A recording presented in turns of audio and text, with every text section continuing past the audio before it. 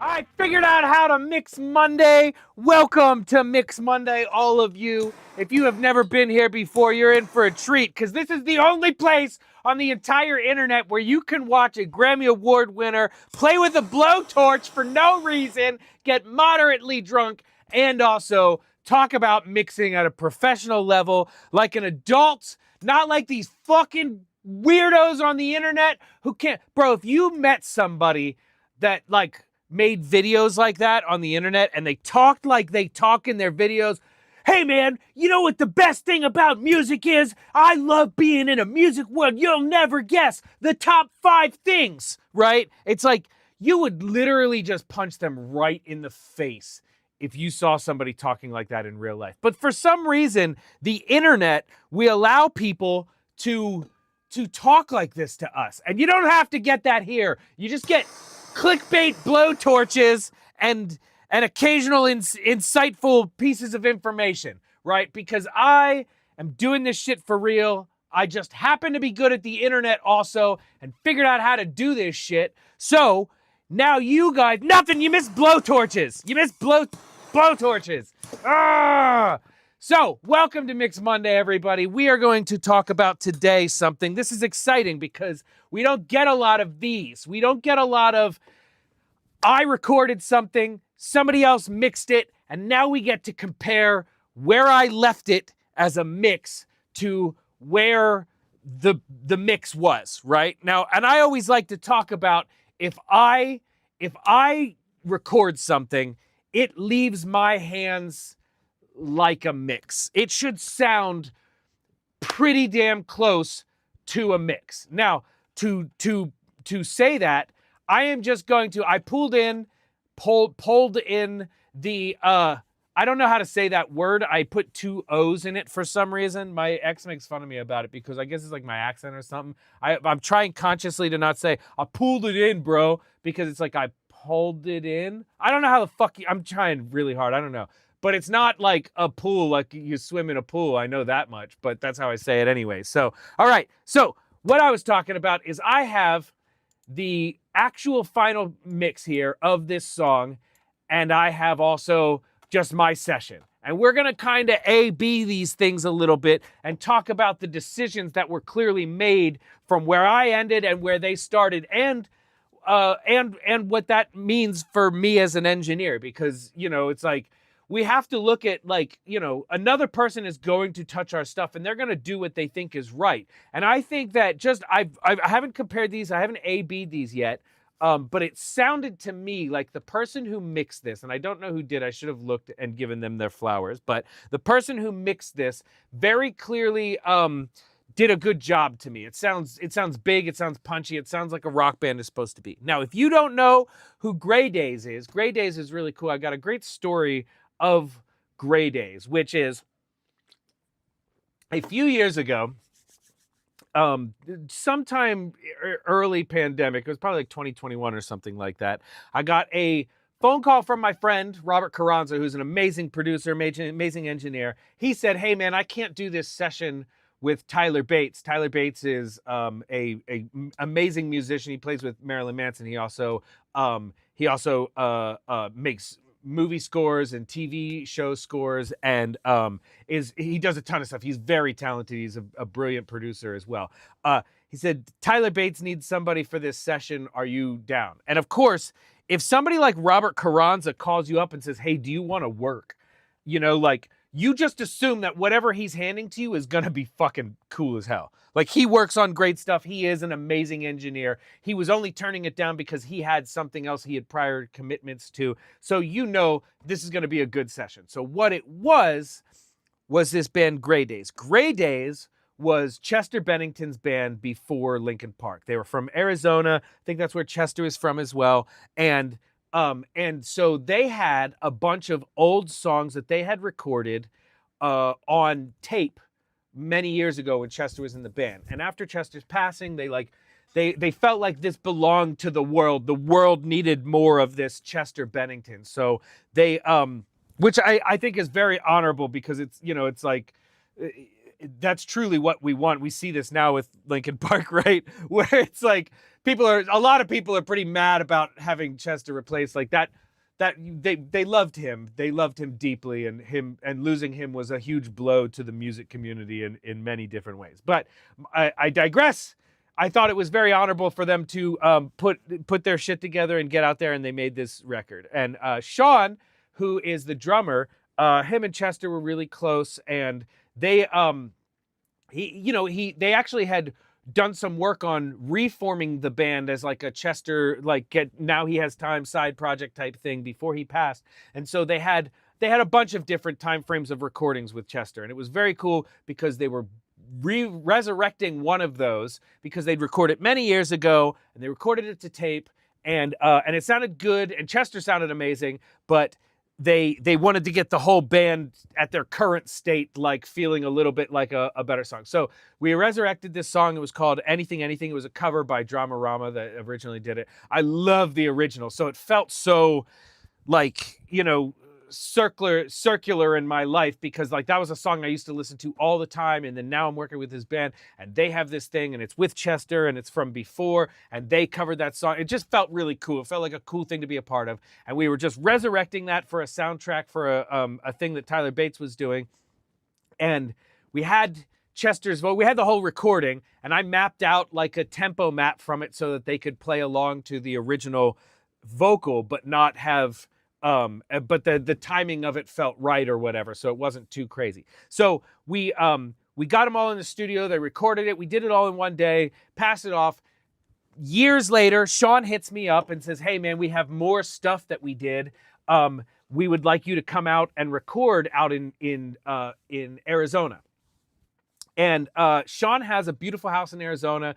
He's got like a home setup. Oh, I actually have this. I thought, I should show these guys what this looked like. I can, in fact, show you guys. Here it is.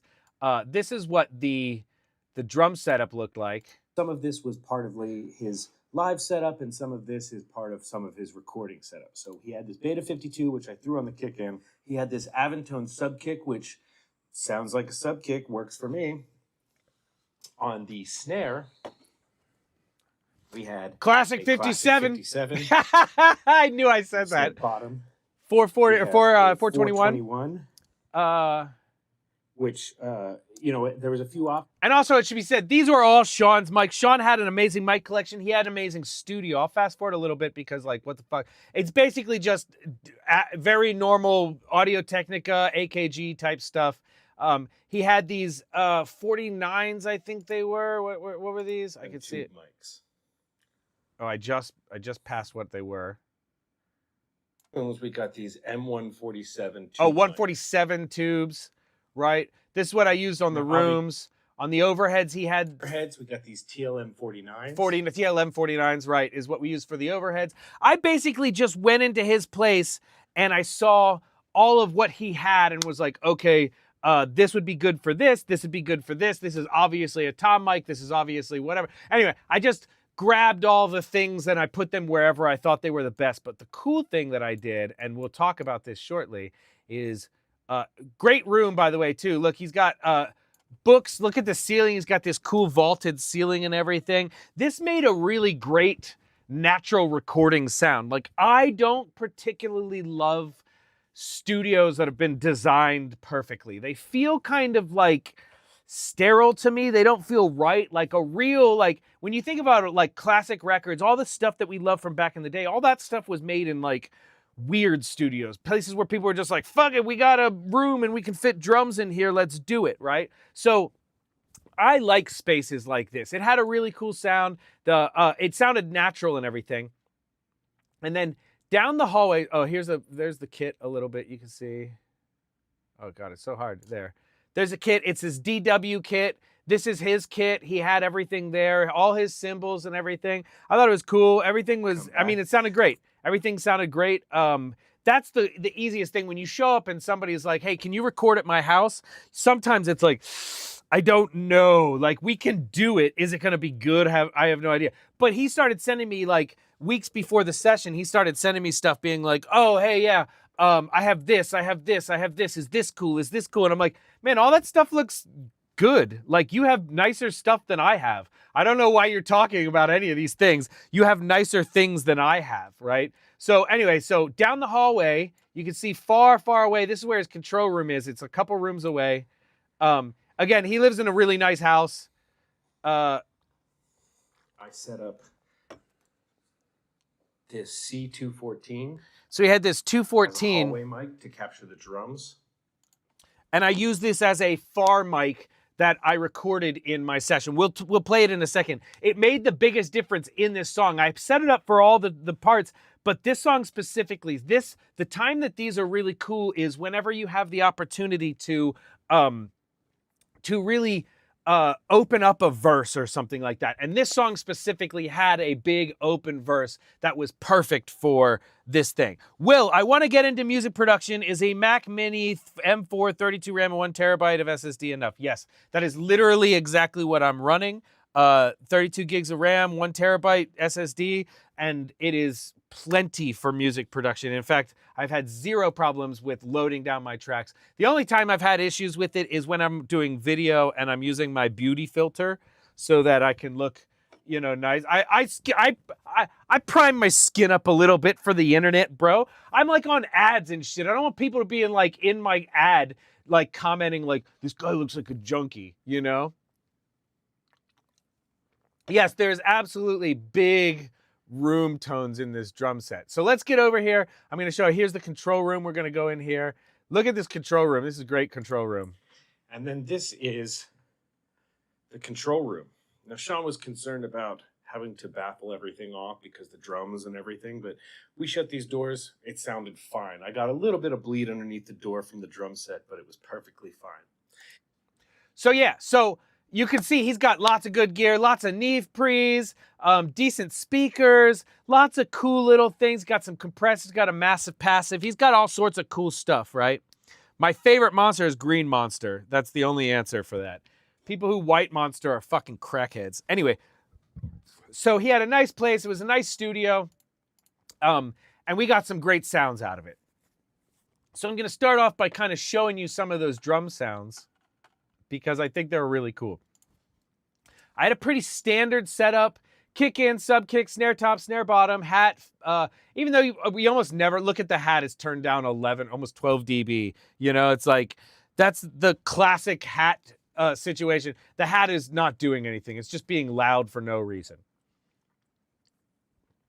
3 toms, the mid tom, or the far room, the overs, and then the close room. This far room, this is the hallway mic. Listen to this hallway mic. It sounds amazing.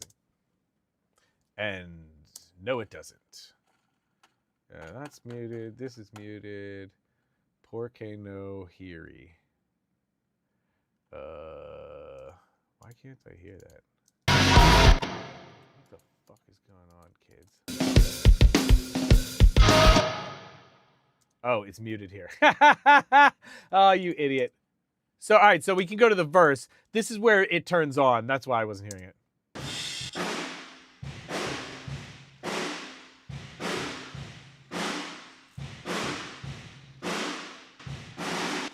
You can hear that is a big ass room tone. It is far, far away. And let's put it in context so you can hear how it sounds, because this is important.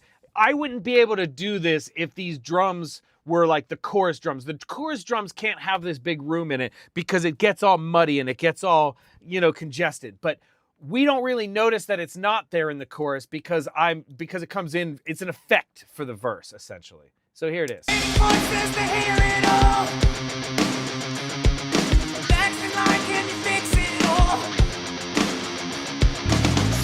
I'm going to turn it up way up so we can really...